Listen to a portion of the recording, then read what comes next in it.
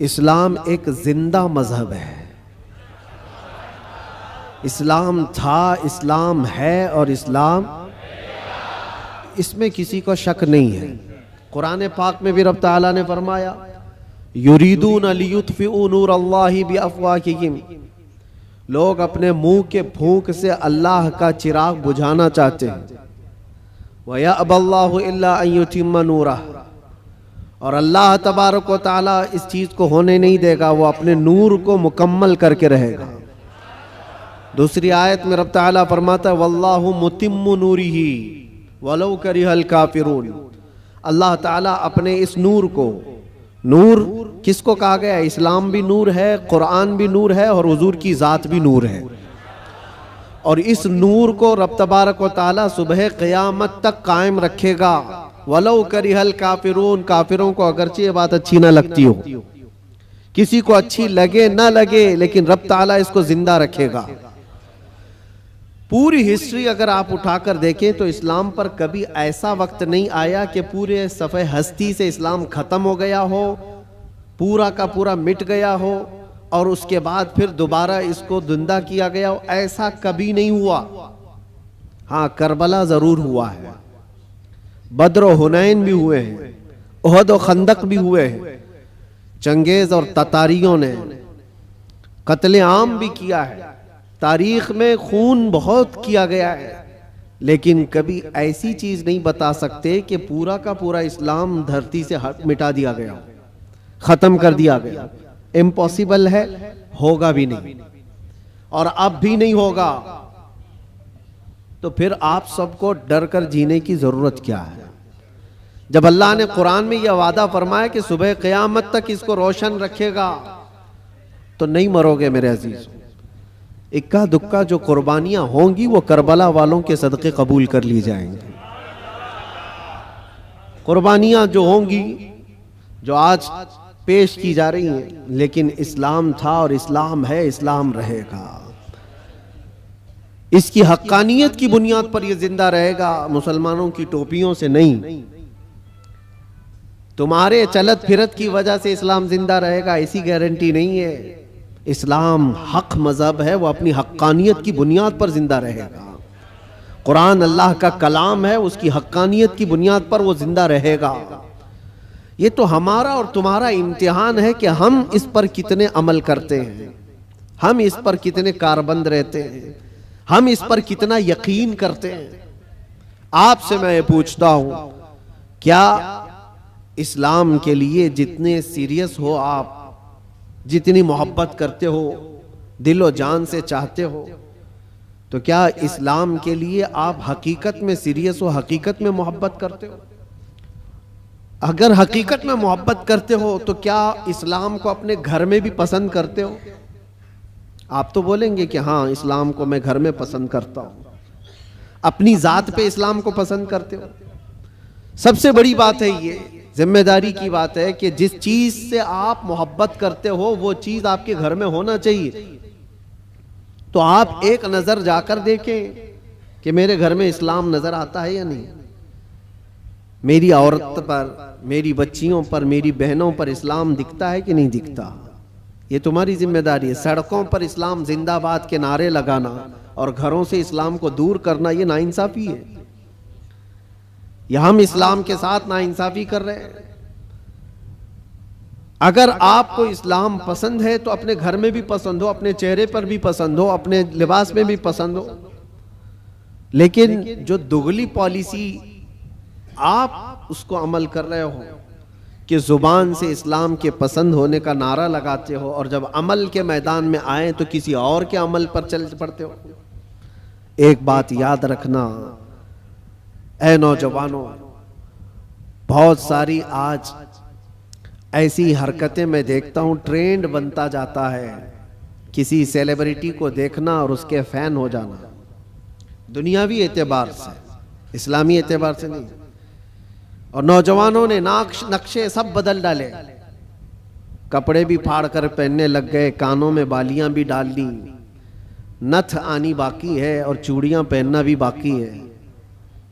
लेकिन तकरीबन जो कोई पर्दे सीमी में तुम्हें दिखाएगा, यानी टेलीविजन पर कोई बहुत ज्यादा मुजरे करके दिखाएगा, वो तुम्हारा आइडियल बन जाता है, उसकी हरकतों पर अमल करने लग जाते हो। मैं फलां एक्टर का फैन हूं, कोई लड़की कहती है फलां एक्ट्रेस की फैन है, और सब कुछ वही चाहिए, कपड़े भी वही, किरदार भी वही, नाक नक्शा भी वही, सारी चीजें। एक बात याद रखना, जिसके अखलाक पर तुम अमल करके दुनिया में फैशनेबल कहलाना चाह रहे हो, वो तुम्हें कभी देखने नहीं आता, कभी नहीं देखने आता। तुम चाहे यहां से चीखते रहो, चिल्लाते रहो, मैं तुम्हारा फैन हूं, उसको पता भी चलता है नहीं पता क्या मालूम।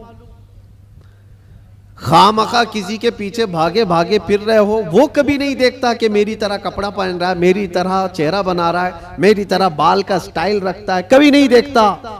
लेकिन एक बात याद रखो, ताजदारे मदीना रसूल करीम सल्लल्लाहु अलैहि वसल्लम के अखलाक पर जो अमल करता है, कसम खुदा की दुनिया के किसी भी कोने में रहो, आमिना के लाल तुम्हें मुलाहिजा फरमा रहे, रसूल पाक सल्लल्लाहु ताला अलैहि वसल्लम तुम्हें देख रहे हैं। और ये बात इतनी प्यारी है, जिसको दिखाने के लिए तुम्हें करना चाहिए वो देख नहीं रहा दुनिया वाला, लेकिन रसूल मुख्तार सल्लल्लाहु ताला अलैहि वसल्लम की अगर एक सुन्नत पर कोई अमल करता है तो वो आका अपनी कब्र से देखकर मुस्कुराते हैं। तुम्हारे आमाल उनके पास हर जुमेरात पेश किए जाते हैं, हर जुमेरात को उम्मत के आमाल हुजूर के पास पेश किए जाते हैं। हुजूर पाक सल्लल्लाहु अलैहि वसल्लम फरमाते हैं, मैं अपने हर उम्मती को उसके बाप के नाम से पहचानता हूं, हर उम्मती को उसके बाप के नाम से पहचानता हूं। अब आप सोचो, कल जुमेरात है, हुजूर पाक सल्लल्लाहु अलैहि वसल्लम की बारगाह में फिर फरिश्ते हमारे हफ्ते भर के अमाल लेकर जा रहे होंगे, और सारी खबरें वहां पर पहुंचती हैं। अल्लाह के नबी सल्लल्लाहु ताला अलैहि वसल्लम फरमाते हैं, अगर अच्छे अमाल मेरे पास आए तो मैं खुश हो जाता हूं, अल्लाह का शुक्र बजा लाता हूं, और बुरे अमाल मुझ तक पहुंचाए जाते हैं तो गम होता है और मैं इस्तिग़फ़ार करता हूं।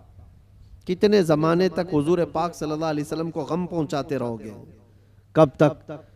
इसीलिए मेरे अजीजों, आज के दौर में खास तौर पर ऐसे जो हालात आते हैं, ईद, बकरीद, मीलाद या जो भी ओकेशंस आते हैं, इसमें तुम्हारी जिम्मेदारियां बढ़ जाती हैं। तुम्हारे अखलाक और किरदार पर पूरी दुनिया नजर रखती है, हर एक देखना चाहती है, और हकीकत में देखा जाए तो तुम हुजूर पाक सल्लल्लाहु ताला अलैहि वसल्लम के तर्जुमान हो। तुम्हारे अखलाक देखकर लोग हुजूर को पढ़ने की कोशिश करें। नबी पाक सल्लल्लाहु ताला अलैहि वसल्लम तक पहुंचाने के लिए आप जरिया हो। आपके चलने फिरने के अंदाज, आपके लोगों से बात करने के अंदाज, ये सारी चीजें देख करके दुनिया हुजूर पाक सल्लल्लाहु अलैहि वसल्लम को पढ़ना चाहती है कि उनके गुलामों में 1400 साल के बाद ये जब अखलाक है तो उस नबी के अखलाक का हाल क्या हो। तो तुम्हारी जिम्मेदारी बढ़ जाती है जुबान को पाक करना, लोगों से मुलाकात के अंदाज को बदलना। अजीज़ान गिरामी वक़ार, नौजवानों पर आज बहुत सारी जिम्मेदारियां हैं। एक बात मैं आपको बताऊं, एक प्रोपेगेंडा जो फैलाया गया, मुसलमान सख्त होता है और मुसलमान खूनी होता है, कातिल होता है, आतंकी होता है, या फिर लूट मार चोरी, हर तरह की चीजें इसके ऊपर थोप दी गई। यूरोप की दुनिया में भी ये बहुत फैलाया गया है ताकि डर के मारे कोई इस्लाम को पढ़ना भी ना चाहे।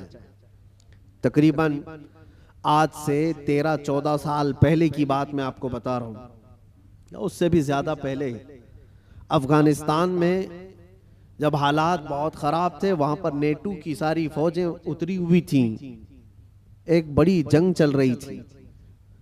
उस वक्त अमेरिका की रहने वाली एक न्यूज रिपोर्टर, लेडी है, औरत है, वो हालात का मुआयना करने के लिए अफगान आई थी। वो कहती है कई दिनों तक मैं अलग अलग इलाकों में जाकर के रिपोर्टिंग करती थी और वापस शाम में अपनी जगह पर आ जाती, अपनी क़यामगाह पर आ जाती। एक बार ऐसा हुआ कि एक इलाके में मैं पहुंची और वहां से तन्हा आ रही थी, तो जो फौजी थे कुछ जो वहां तैनात थे, महीनों से वो जंग के मैदान में उतरे हुए फौजी, लेकिन उस इलाके के फौजी नहीं, नेटो के फौजी, जिसमें तकरीबन 45 कंट्रीज के फौजी थे, यूरोप के सबके।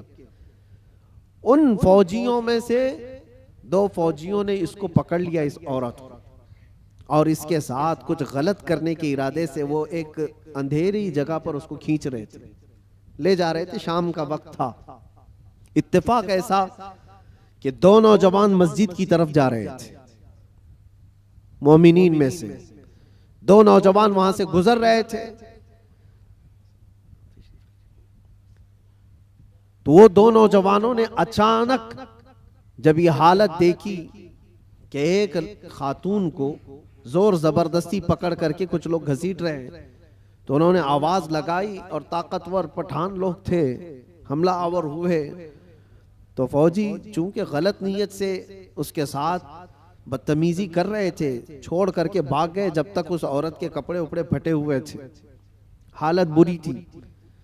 लेकिन ये 2 नौजवान मुसलमान थे, दाढ़ी टोपी वाले, उस खातून को वहां से आजाद कराया और अपने तरफ ले लिया, अपने पास ले लिया। ये खातून कहती है कि मुझे तो ज्यादा डर लग गया कि ये वहशी मुसलमानों के हाथ में आ गई, अब पता नहीं क्या करेंगे, सीधे ज़बह करते हैं लोग। क्योंकि बचपन से प्रोपेगेंडा दिमाग में था, अमेरिका की रहने वाली, उसके दिमाग में यही सारी चीजें भरी गई थी। मुसलमान सख्त होता है, कातिल होता है, आतंकी होता है, लुटेरा होता है, न जाने क्या क्या चीजें फैलाई गई हैं।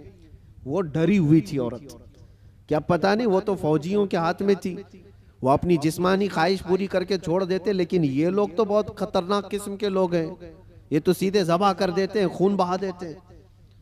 डरी सहमी हुई उन 2 नौजवानों के हाथ में तो आ गई, लेकिन वो 2 नौजवान लेकर गए एक कमरे में, इस खातून को बंद कर दिया और ताला लगा दिया, बंद कर दिया। ये डरी थी शायद मेरी मौत का कोई परवाना आने वाला है, या कुछ भी मेरे साथ किया जा सकता है, या हो सकता है मुझे किडनैप करके हमारे मुल्क से कुछ मेरे बदले में मांगने वाले हो। तरह तरह के ख्यालात आ रहे थे। वो न्यूज रिपोर्टर है, कहती रात हुई तो अचानक दरवाजा खुला, और पूरा दरवाजा नहीं खुला, बाहर ही से कोई बड़ी थाल जिसमें खाना पानी सब कुछ था, अंदर उन्होंने ढकेल दिया और कपड़ों का एक जोड़ा भी अंदर पहुंचा दिया, और फिर दरवाजा बंद कर लिया। मुझे जो जरूरत थी वो खाने पीने की थी, कपड़े बदलने की थी, कपड़े फटे हुए थे, मैंने कपड़े भी तब्दील कर लिए, खाना पानी भी हो गया। दूसरे दिन भी बराबर वक्त पर दरवाजा थोड़ा सा खुलता और खाना आ जाता, फिर बंद हो जाता, जो जरूरत की चीज थी। लेकिन कोई जवान अंदर नहीं आ रहा है, कोई जवान अंदर नहीं आता, दरवाजा बाहर से बंद होता है। शाम हो गई, 2 दिन वहां पर उसने गुजारे। उसके बाद वो कहती है कि उसके सिफारत खाने के लोग, उसके एम्बेसी के जिम्मेदार लोग आए उन नौजवानों के साथ। जब दरवाजा खोला और उनकी जुबान में, उसी औरत की जुबान में बात किया और कहा कि हम तुम्हारे सिफारत खाने से आए हैं, इन नौजवानों ने आकर हमें ये इत्तला दी कि फला मुल्क की इस तरह की एक खातून मजलूम थी, हमने उसको पनाह दिया है और उसकी हिफाजत की है, आप आए अपनी औरत को ले जाएं और उसके मुल्क तक सही सलामत पहुंचाएं। सिफारत खाने के जिम्मेदार लोग आए, उस खातून को सारा वाकया बताया कि इन नौजवानों ने तेरे लिए गायबाना तौर पर क्या मेहनत की। उसका दिमाग पूरा अलग तरीके से चलने लगा कि मैंने बचपन से सुना ये मुसलमान वहशी होते हैं, आतंकी होते हैं, कातिल होते हैं, लुटेरे होते हैं, ये तो कदम भी नहीं रखते मेरे कमरे में। मैं भी औरत हूँ, खूबसूरत हूँ, जिस्म मेरे पास है, लेकिन कभी इन्होंने देखा भी नहीं मुझको।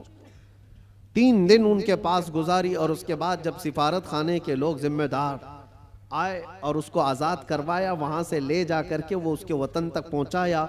वहाँ जाने के बाद उस खातून ने जो रिपोर्ट तैयार की, पूरी अपने सफ़र की रुदात लिखी, सारा सफ़र लिखा और इस हादसे को भी लिखा, और फिर ऐलान किया जो मुझे पढ़ते हैं, जो मुझे सुनते हैं, वो गवाह हो जाएं कि मैं इस्लाम को कबूल करती हूँ।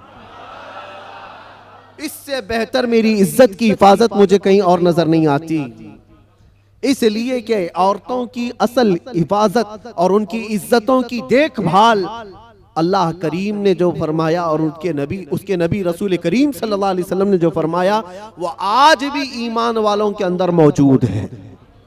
नौजवानों, तुम्हारे अखलाक लोगों के लोगों के लिए रसूल पाक का तर्जुमानी का काम करते हैं, उनके एम्बेसडर हो आप। और ख़ास तौर पर रमज़ान में आप देखना कई मोहल्लों में जहाँ तुम्हारी शब्बाशी हो रही होती है, रात की रौनकें, और इस शहर में ख़ास तौर पर जो चकाचौंध रोशनी है, इसको देखने के लिए बहुत सारे लोग आते हैं, बल्कि दूसरे ही ज़्यादा आते हैं। हो सकता है खाने पीने आते हो, मौज मस्ती भी मकसद हो सकती है, लेकिन मेरे अजीजों, इन दिनों में तुम्हारे अखलाक व किरदार बहुत अहमियत के हामिल होते हैं। इस वक्त तुम हुजूर पाक सल्लल्लाहु अलैहि वसल्लम के रिप्रेजेंटेटिव हो। रमजान को इस तरह से गुजार करके दिखाओ कि आज भी हमारे अंदर स्पिरिचुअलिटी, रूहानियत कैसी है। हम खाने पीने के लिए पूरी रात गुजारने वाले लोग ही नहीं हैं। खाना पीना तो जिंदगी का एक छोटा सा हिस्सा है। हम आए हैं यहाँ अपने रब को राजी करने के लिए। इस्लाम का ये अजीम मैसेज और इस्लाम का ये अजीम पैगाम पहुंचाने का जरिया है। कितने ऐसे लोग हैं जो हमसे राब्ता करते हैं। मेरे अजीजों, सच बताऊं, जो हमारे दीन में नहीं है वो प्यासे हैं बहुत सारे लोग, मर्द हजरात भी, औरतें भी, लड़के भी और लड़कियां भी। दूर दराज से वो किसी न किसी तरह से कांटेक्ट करने की कोशिश करते हैं कि हमारी रूह बहुत प्यासी है, हमारी रूह बहुत प्यासी है। और हम अपनी रूह की सैराबी ढूंढते ढूंढते उम्र बिता चुके हैं, लेकिन हमने आपके बयान सुने या फिर इस्लाम की ये सारी चीजें देखी हैं तो रूह को सुकून सा नजर आता है, सुकून सा नजर आता है। उन लोगों को जो आत्मा की शांति कहीं नहीं मिलती, मेरा चैलेंज है वो रब्बे जुल जलाल के सजदे में उन्हें सारा सुकून मिल जाएगा। इसलिए कि बनाया हुआ पालनहार हकीकी का ये जिस्म है, अल्लाह का बनाया हुआ ये जिस्म है। और उसी ने कुरान में ये फरमाया, अला बिज़िक्रिल्लाहि तत्मइन्नुल कुलूब, आगाह हो जाओ, अल्लाह के जिक्र में ही तुम्हारे दिलों का सुकून है, अल्लाह के जिक्र में तुम्हारे दिलों का इत्मीनान है। और ये इत्मीनान करने के लिए तो रमजान है। आप देखना, यहां से उसी आदमी का भागने का मन करता है मस्जिद से जिसका दिल काला हो चुका होता है, जिसका दिल पत्थर से सख्त हो गया हो। वो गिन रहा होता है, घड़ी की सुइयां देख रहा होता है कि कब उठूं यहां से भागूं। लेकिन जिसका दिल अल्लाह से लग गया है वो तो जोहर के बाद असर का इंतजार कर रहा होता है, क्योंकि हदीस पाक में हुजूर सल्लल्लाहु अलैहि वसल्लम ने ये फरमाया है कि 7 लोग ऐसे हैं जिनको कयामत के दिन भी अल्लाह अपने अर्श का साया अता फरमाएगा। वो 7 लोगों में से एक ऐसा आदमी है, रजुलुन तअल्लक़ क़ल्बुहु बिल मसाजिद, ऐसा आदमी जिसका दिल हमेशा मस्जिद में लटका हुआ रहता है। दिलों का सुकून रब्बे जुल जलाल के हुजूर है, और ये पूरी दुनिया को बताने की भी जरूरत है। आज नफ्सा नफ्सी का दौर है, मादियत परस्ती है। लोग आज चाहे वो जितने भी चमत्कार देख करके भागें, लेकिन मेरा एक यकीन है मेरे अजीजों, रूह का सुकून उन्हें कहीं नहीं मिलता। पैसे भी बर्बाद किए हुए बहुत सारे लोग हैं, दौलत को बेहिसाब खर्च करके अपना हराम ढूंढने वालों को भी मैं जानता हूं, लेकिन फिर भी उनको वो रूहानी सुकून नहीं मिलता। क्योंकि हमें यकीन है कि ये पूरी जो बॉडी है, ये पूरा जो जिस्म है, किसी और ने नहीं बनाया, अल्लाह रब्बुल इज्जत ने बनाया, और वही बेहतर जानता है। और उसी की तरफ से अगर कल्ब को सुकून मिला तो मिल सकता है, बाकी कोई ताकत तुम्हें सुकून नहीं दे सकती, कोई ताकत नहीं। कोरिया का एक शख्स बहुत मालदार, बल्कि मैं आपको बताऊं, मुल्क का ऐसा मालदार जो मुल्क की हुकूमतें बदल देता है। मैं पूरे नाम के साथ तफसील में नहीं जा रहा हूं, लेकिन वो एक बहुत बड़ी मोबाइल कंपनी का मालिक, पूरी दुनिया को मोबाइल पहुंचाया, सारी चीजें किया, लेकिन उसका आखिरी वक्त आप अगर मुताला करोगे तो बेचारा ऐसा बिस्तर पर आ गया कि एक रोटी उसके हलक में नहीं जा पाती थी। उसका बेटा उसकी जगह लिया, लेकिन डॉक्टर्स की जो फीस बताई जाती है ना, जो खर्चा होता है, वो एक डॉक्टर को पर डे वो लोग 1 करोड़ रुपए खर्च करने को तैयार थे। कि कोई इसको बिस्तर से उठाए बिठाए, माल की कोई कमी नहीं, समंदर जैसा उनके पास पैसा, उनका हिसाब ना हो, बेहिसाब, लेकिन एक शख्स को बिस्तर से उठाने के लिए वो सारी दौलत खर्चा करने को तैयार है। लेकिन कोई डॉक्टर 4 साल तक उस बंदे को उठा नहीं सका। वो कोमा की हालत में रहा। जिस हालत में रहा, 4 साल के बाद करोड़ों की फीस लेकर डॉक्टरों ने हाथ उठा दिया और कहा यह हमारे बस का काम नहीं है, खत्म हो चुका है। यहां याद रखो ऐ नौजवानों, दुनिया में कोई ताकत न तुम्हें खड़ा कर सकती है न बिठा सकती है। कुरान में रब ताला फरमाता है वइन यमसस्कल्लाहु बिदुर्रिन फला काशिफ लहू इल्ला हू वइन यमसस्क बिखैरिन फला राद्द लिफज़लिही युसीबु बिही मन यशाउ मिन इबादिही। यह आयत अक्सर हम जेल में भी पढ़ा करते थे।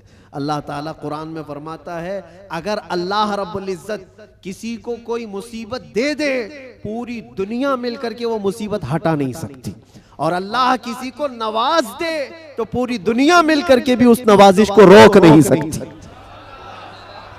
नहीं रोक सकती।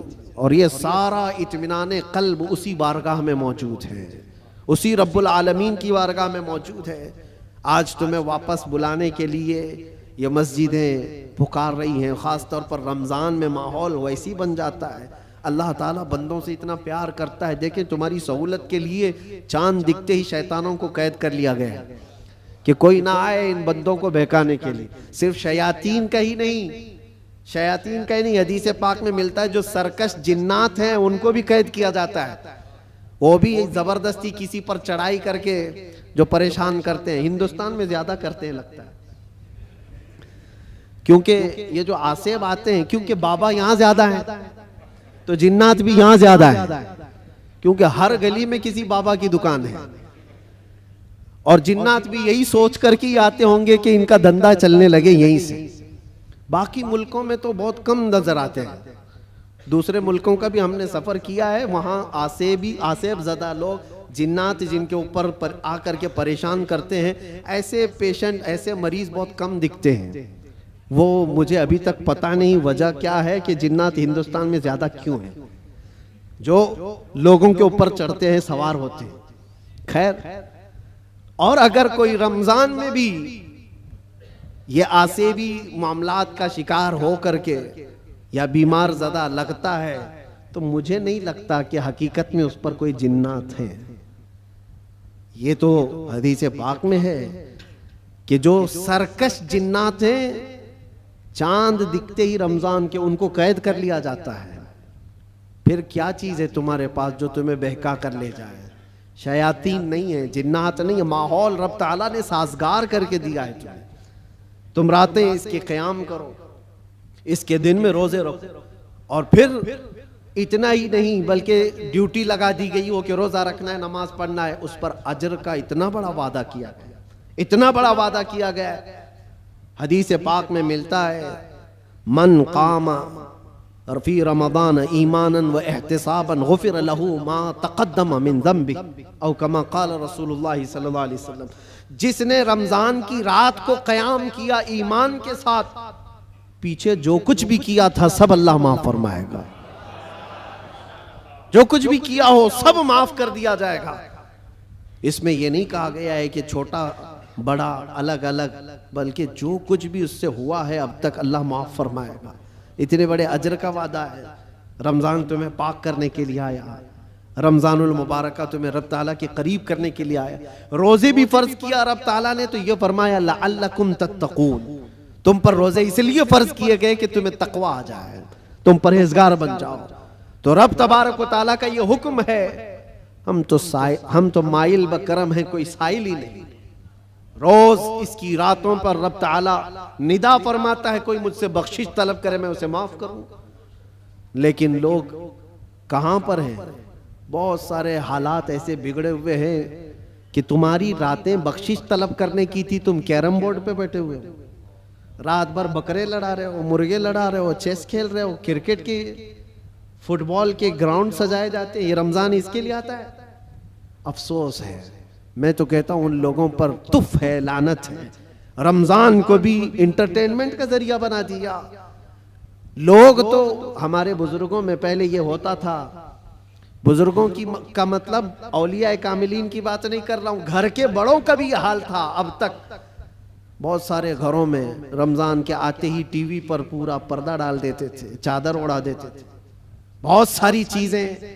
रमजान आ गया है, घर की सफाई हो जाती थी।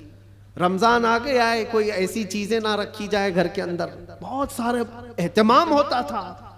और तुम्हें पता है इसके एहतराम पर अल्लाह तबारक व तआला जन्नत अता फरमाता है। रोजा नहीं रखने वाले भी दिन में किसी के सामने खाते पीते नहीं थे, एहतराम की वजह से।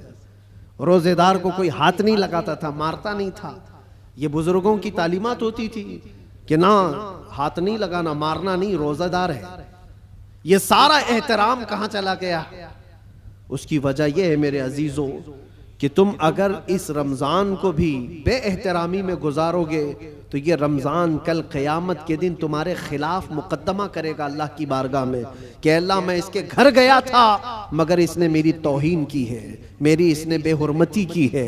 और हुजूर पाक सल्लल्लाहु अलैहि वसल्लम फरमाते हैं क़यामत के दिन जिसके खिलाफ रमजान खड़ा हो गया उसको दोज़ख में जाना जरूरी हो जाएगा। रमजान अगर किसी के खिलाफ खड़ा हो गया तो अपने खिलाफ रमजान को खड़े होने ना दो, अपनी हिमायत में खड़े होने दो। कल रमजान आए क़यामत के दिन और तुम्हारी सिफारिश करे कि मौला ये मेरी रातों को जागता था, ये मेरे दिन को तिलावत कुरान करता था, रोजे रखता था, गुरबा और मसाकीन में खैरात करता था, तुम्हारी नेकियों की गवाही खुद रमजान देगा। और हुजूर ने यह भी फरमाया कि जिसके हक में कुरान और रमजान सिफारिश कर दे उसका जन्नत में जाना वाजिब है। अजीज़ान गिरामी वक़ार, बस मैं खुलासा कलाम सिर्फ इतना अर्ज करना चाहूँगा कि दीन जो तुम तक पहुँचा है इस चीज़ पर आज ख़ास तवज्जो के साथ मैं अर्ज करना चाहता हूँ। ये बड़ी मशक्क़तों के साथ तुम तक पहुँचा हुआ है। ये नहीं कि फूलों की सेज पर सज कर तुम्हारे घर में आ गया। बहुत मशक्क़तें उठाई गई हैं इसके पीछे, दीन तुम्हारे घरों तक जो पहुँचा है। ये अज़ानें जो सलामत हैं, ये जो नमाजों की रूहानियत और ये जो नूरानियत बाकी है, इस पर बुजुर्गों की कुर्बानियाँ हैं, बहुत सारी कुर्बानियाँ हैं। इस दीन के इस असल चेहरे को बाकी रखना आज हर जवान की जिम्मेदारी है। तुम क्या समझते हो यहाँ माइक पर बैठे हुए मौलाना साहब इनकी जिम्मेदारी है इस्लाम की तबलीग करना? बल्कि हर मुसलमान पर यह जिम्मेदारी है वो अपने अखलाक और किरदार से इस्लाम का रिप्रेजेंटेटिव है। तुम्हारी जिम्मेदारी है इसको सही सलामत बचा रखना अपने घरों में। दूसरे क्या क्या कर रहे हैं इसकी तरफ अभी छोड़ दो, कीड़े वैसे ही मर जाएंगे। मौसम पर कीड़े आते हैं, होता है ना, कोई एक मौसम आता है बारिश से पहले बहुत कीड़े दिखते हैं, कोई इलाज ही नहीं होता।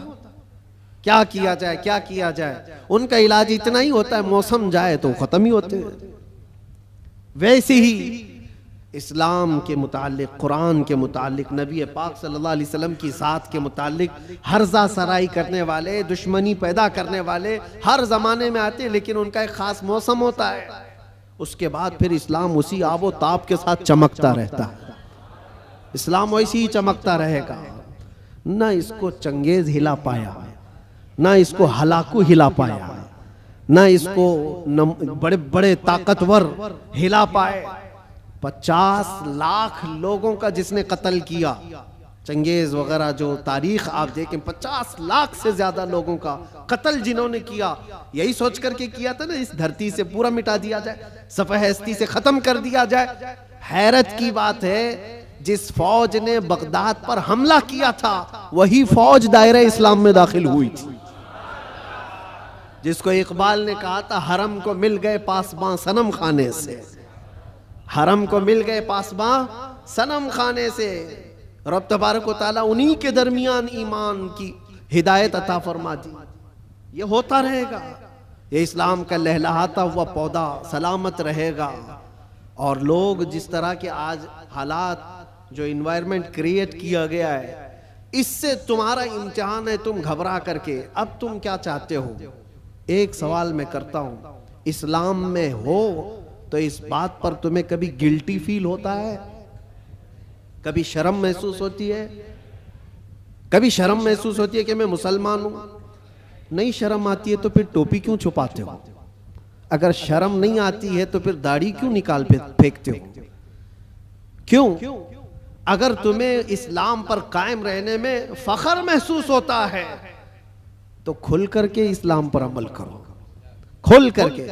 इस्लाम किसी जराइम पेशा लोगों का अड्डा नहीं है, पूरी दुनिया को अच्छे अखलाक सिखाने वाला एक मुकम्मल दीन है। पूरी दुनिया को अखलाक सिखाने वाला यह दीन है। तो मुझे शक क्यों है इस बात पर? बहुत सारे लोग अभी आए काए करते हुए न्यूट्रल बनते हैं।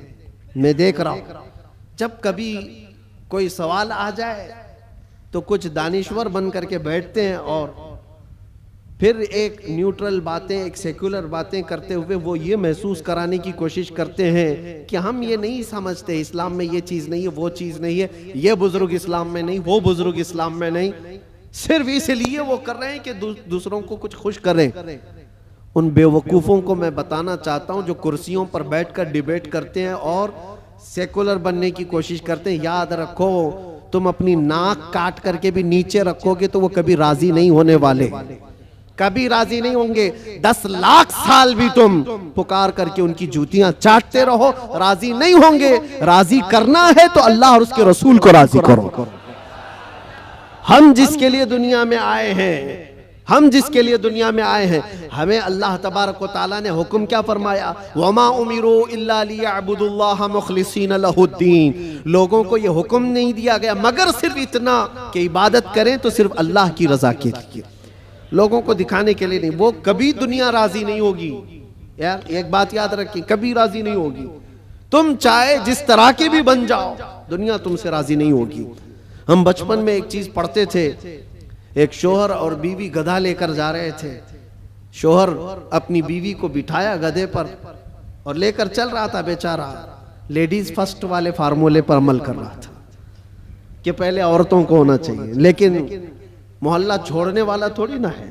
कट्टे पे बैठे हुए सब कमेंट पास करने लगे, जोरू का गुलाम जा रहा है, बीवी का गुलाम जा रहा है। एक हकीकत चीज है। और ये सुन करके उसको बहुत बुरा लगा और उसकी औरत को उतार दिया, तू उतर जा, मैं बैठूंगा। वो बैठ गया, औरत उसका रस्सी पकड़ करके चलने लगी। आगे गया था, दूसरे मोहल्ले वालों ने पुकार कर कहा, जालिम आदमी औरत को चला रहा है, खुद बैठा हुआ है। उसके बाद उसने कहा कि रहने दो, दोनों बैठ जाते हैं। दोनों बैठ गए तो तीसरा एक मोहल्ला आया और कहा, कितने जालिम है, एक सवारी है, दो बैठे हुए हैं। वो बेचारा गधा झुका जा रहा है, उस पर रहम नहीं करते लोग। कहा कि दोनों उतर जाते, खाली लेके चलते। चौथे मोहल्ले वालों ने कहा, पागल लोग हैं, सवारी है फिर भी चल के जा रहे हैं, करे तो क्या करे आदमी। एक बैठे तो लोगों को तकलीफ, 2 बैठे तो लोगों को तकलीफ, ना बैठो तो तकलीफ। ये कोई एक लतीफा नहीं, दुनिया का मिजाज यही है। तुम टोपी पहनो तो तकलीफ, दाढ़ी रखो तो तकलीफ, सब निकाल कर नंगे फिरो तो भी तकलीफ। दुनिया कभी तुमसे राजी नहीं होती। हाँ, एक फार्मूला याद रखो, जैसे हो तैसे हो, फटे पुराने कपड़े ही क्यों ना हो, एक सजदा करो मौला राजी हो जाता है। एक सजदा करो मौला राजी हो जाता है। इसी को इकबाल ने कहा था, वो एक सजदा जिसे तू गिरा समझता है, 1000 सजदों से देता है आदमी को नजात। जगह जगह झुकने से तो बेहतर है, लोगों को राजी करने से तो बेहतर है कि मौला को राजी करो। इसलिए कि कुरान में क्या पढ़ा है आपने, इन्ना लिल्लाही व इन्ना इलैहि, जिसका तर्जुमा क्या होता है, हम अल्लाह के लिए हैं और अल्लाह ही की तरफ लौटने वाले। हर मरने वाले के देख करके पढ़ते हैं कि नहीं पढ़ते? इसका मतलब क्या है, हम अल्लाह ही के लिए हैं और अल्लाह ही की तरफ लौटने वाले। कुरान में कितनी जगह अल्लाह ने फरमाया, व इलैहि तुरजऊन व इलैहि नुशूर, तुम उसी की तरफ फेरे जाओगे, उसी की तरफ जमा किए जाओगे। जब तुम्हारा अकीदा ये है कि जाना एक ही जगह है, तो ऐरे गैरे नत्थु खेरे को मनाने की क्या जरूरत। जिसकी बारगाह में सारा फैसला होना है उसी को राजी करते हैं, और वो राजी बहुत जल्दी होता है। दुनिया जल्दी राजी नहीं होती। इनके साथ क्या क्या नहीं करते हैं। हमने देखा है बेचारे 40-40 साल पार्टी में थे, उसके बाद फिर निकाल कर उनको फेंक दिया गया और उनको पता नहीं कौन सी मंडली में बिठा दिया गया। ये दुनिया है, तुम्हारी खिदमतों को नहीं देखती। एक दिन अगर तुमसे कोई बुराई हुई तो पिछले 40 सालों पर पानी डाल दिया जाता है। और वो रहमान है, वो रहमान है, जिसकी एक मिसाल मैं आपको बताऊं। मसनवी शरीफ में मौलाना रोम फरमाते हैं, जन्नतुल बकी में एक 80 साल का बूढ़ा रो रहा था। कौन था ये? बांसुरी बजाता था, लोगों को अपनी सुरीली आवाज से बजा बजा करके धुन में मस्त करता था। इस पर लोग उसको पैसे देते थे। जिंदगी पूरी गुजरी इसी में, ये बजाने में। और जब बांसुरी बजाता था तो बेहतरीन लय थी उसके पास, बेहतरीन तर्ज थी, और उस पर लोग वाह वाह करते थे, पैसे देते थे। लेकिन कब तक बजाएगा? जब बूढ़ा हुआ तो सांस फूलने लगी, अब वो लय टूट जाती थी, भद्दी लगने लगी। लोग तो सुनते भी नहीं थे, उल्टी सीधी बातें करते थे कि बूढ़ा हो गया, अभी ये बजाता है, इससे तो होता भी नहीं है। लेकिन बेचारे के पास उसके अलावा कोई फन था भी नहीं। करता तो क्या करता, उसकी कमाई का एक ही जरिया था ये बांसुरी बजाना, और इसको बजा करके लोगों को खुश करता था। लेकिन जब उसने देखा कि अब दुनिया एक फूटी कोड़ी भी देने को तैयार नहीं, फाके पे फाके आ गए, मरने की हालत आ गई, 80 साल की उम्र है। ये जमाना हजरत उमर फारूक का है। उस वक्त ये बूढ़ा जन्नतुल बकी कब्रिस्तान मदीने तैयबा का आया और उस बांसुरी को अपने घुटने से तोड़ डाला, तोड़ दिया और कहा फेंक दिया। कहा ऐ खालिके कायनात, तूने मुझे पैदा किया, लेकिन अगर मेरे हिस्से में रिस्क नहीं है तो मुझे मौत दे, मैं कब्रिस्तान में खड़ा हूं। मैं अब किसी और पर बोझ ना बनूं, मैं यहीं मरूं और यहीं सो जाऊं, मुझे माफ कर दे मौला। वो रोता रहा। जब हालात का मारा हुआ आदमी मौला की बारगाह में रोता है ना तो उसका दिल भर आता है। हालात का मारा हुआ जब रोता है तो उसके रोने की आवाजें आसमानों को चीर देती। तुम्हें अंदाजा नहीं, यूं ही रोने वाला अलग है, लेकिन हालात से मारा हुआ, दिल का टूटा हुआ जब रोता है तो उसकी आवाजें सातवें आसमान के ऊपर जाती हैं। रोया, बेइंतहा रोया और गिर करके वहीं सो गया। न खाना है न पानी है, कई दिनों का भूखा है। अल्लाह अकबर। ये जमाना है हजरत उमर फारूक रदी अल्लाह ताला अन्हु मस्जिद नबवी शरीफ में है, और वो पढ़ते पढ़ते हजरत उमर को ऊँग आई, और जैसे ही उनको ऊँग आई ख्वाब में रसूल पाक तशरीफ लाए। फरमाया उमर जल्दी उठो, अपने घर से खाना पानी लो और जन्नतुल बकी में अल्लाह का एक मेहमान खड़ा है, उसे खिलाओ।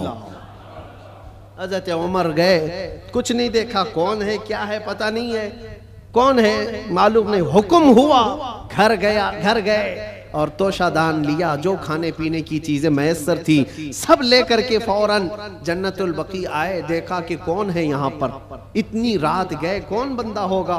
तलाश करते करते दरमियान में पहुंचे तो एक बूढ़े को वहां पर गश खाए हुए पड़ा हुआ देखा, उसको उठाया। जैसे ही उठाया वो कांपने लगा। वक्त का बारौब खलीफा सामने खड़ा है, वो कैसर और किसरा जिससे कांपते हैं वो उमर फारूक खड़े हैं। बूढ़ा सोचने लगा कहीं कोड़े ना पड़ जाए, मेरी सजा का कोई वक्त तो नहीं आ गया है। उमर इब्न खत्ताब सामने खड़े हैं, कपकपी तारी थी। पूछा अमीरुल मोमिनीन क्या बात है? कहा मुझे तो नहीं पता क्या बात है, लेकिन मुझे खाना देकर भेजा गया तुझे खिलाने के लिए, तुझे खिलाने के लिए। उठ, कई दिन से तू भूखा है, कई दिन से तू प्यासा है। वो रोने लगा और उसके बाद तोशादान लिया और फिर पूछा किसने भेजा आपको खाना देकर, कौन कहा है? कहा कौन कह सकता है, हम गरीबों का आका, हम बेसहारों का सहारा, वो यतीमों का मावा व मलजा, हाँ जिसको हर उम्मती के दर्द का एहसास है, वो ख्वाब में तशरीफ लाए। अल्लाह के हुक्म से हुजूर पाक ने मुझे फरमाया है कि जा अपने घर से खाना ले जा, और अल्लाह का एक मेहमान कब्रिस्तान में खड़ा है उसे खिला आ। इतनी बात सुननी थी, वो चीख मार करके गिरा और कहने लगा 80 80 साल तक मैं नाफरमानी करता रहा, 80 साल तक बांसुरी बजाता रहा, दूर भागता रहा।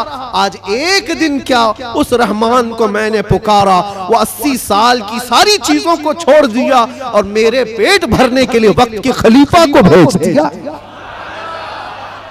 उस रहमान का, उस अरहमुर राहिमीन का ये मजहर है मेरे अजीजों। आप क्या समझते हैं दुनिया को मनाते रह जाओ? नहीं मानती, ये झूठी है, मक्कार है, अय्यार है, दगाबाज है। शहद दिखाए जहर पिलाए, कातिल डाइन शोहर कुछ, इस मुर्दार पे क्या ललचाए, दुनिया देखी भाली है। सुना जंगल रात अंधेरी छाई बदली काली है, सोने वालों जागते रहियो चोरों की रखवाली है। आंख से काजल साफ चुरा ले या वो चोर बला के हैं, तेरी गठरी ताकी है और तूने नींद निकाली है, वो तो निहायत सस्ता सौदा बेच रहे हैं जन्नत का, हम मुफलिस क्या मोल चुकाएं, अपना हाथ ही खाली है।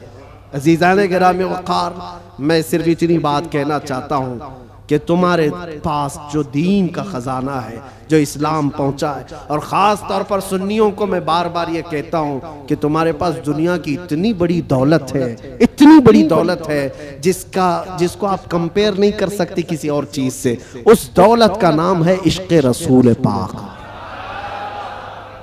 सुन्नियों के सीनों में ये मौजूद है। वो अपने नबी पाक सल्लल्लाहु अलैहि वसल्लम का नाम आता है तो अंगूठे चूम करके आंखों से लगा लेते हैं बगैर किसी को बताए। नबी के नाम पर आज पूरी दुनिया भी, आपको पता है, नामों से रिसालत का कोई मसला आए और इस पर कोई आवाज उठे और कोई बेकाबू हो सकता है तो दुनिया को मालूम है वो सुन्नियों की जमात ही बेकाबू होती है। क्यों? इनको पता है, पूरी दुनिया जानती है कि अपने नबी पाक सल्लल्लाहु अलैहि वसल्लम के लिए जो जज्बा रखते हैं दिल के अंदर, वो ऐसा जज्बा है, जान है वो। हमारा जज्बा क्या है? जान है वो, और जान है तो हाँ, जान है हमारे लिए। और फिर हमारा मानना तो ये है, वो जो न थे तो, और वो जो ना हो तो, हमारी जिंदगी में हुजूर ना हो तो कुछ नहीं। हमारी पूरी हयात, हमारी पूरी लाइफ, ये जो खजाना तुम्हारे पास है ये बहुत कीमती है, बहुत कीमती है। इसी को आला हजरत ने कहा है, आंख से काजल साफ चुरा लेंगे। आंख से काजल चुराया जाता है क्या? ये जो लगा हुआ शीशी का काजल है नहीं, ये इस्तिआरा है। शेर में कहा गया, मोमिनो तुम्हारे पास जो आंख का काजल है वो इश्क रसूल है, तुम्हारी आंखों का वो नूर है। और बहुत सारे भेड़िए घूम रहे हैं उसी काजल को चुराने के लिए, तुम्हारे दिलों से वो निकाल लें, तुम्हारी आंखों से वो निकाल लें। और बेचारे कितने तो बहक गए, चोरी हो गए और चोरों के हाथ में गिर गए और दिलों के अंदर से हुब्बे मुस्तफा निकलती चली गई। तो उन चोरों के हाथ न लग जाओ, तुम अपने इश्क रसूल की हिफाजत करो, इस पे कोई कंप्रोमाइज। हुजूर पाक की इज्जत, हुजूर पाक की मोहब्बत जो तुम्हारे पास एक बहुत बड़ा खजाना है, इस पर कोई कंप्रोमाइज करोगे? नहीं करो। ये सहाबा का मसलक है, सहाबा का मजहब है। मक्का मुकर्रमा में एक सहाबी को सूली पर लटका करके कुफ्फार और मुशरिकीन ये कह रहे थे, उनके नाखूनों को पकड़ से खींच रहे थे, उनकी नाक काट रहे थे, कान काट रहे थे, होंठ काट रहे थे और आंखों में गरम सलाइयां फेर रहे थे। और फिर कह रहे थे कि देखो तुम्हारी जगह मोहम्मद होते तो कितना अच्छा होता। तुम आराम कर रहे होते, उनके नाम पर तुम कटे जा रहे हो, मरे जा रहे हो। सब कट चुका था, तब जोश में वो सहाबी बोलने लगे, खबरदार, मेरे जिस्म के अभी 1000 टुकड़े हो जाएं मैं बर्दाश्त करूंगा, उस नबी पाक के तलवे में कांटा भी चुभे ये मुझे गवारा। ये दौलत जिसकी हिफाजत ये सहाबा का मसलक है, ये सहाबा का मजहब है, जिसके तुम अमीन हो, जिसके तुम अमानतदार हो। आज पूरी दुनिया वो चीज खींचना चाहती है। हालात जो कुछ भी हो, जब भी हुजूर पाक की मोहब्बत की बात आए, सारी चीजें एक तरफ, मेरे नबी की जात एक तरफ।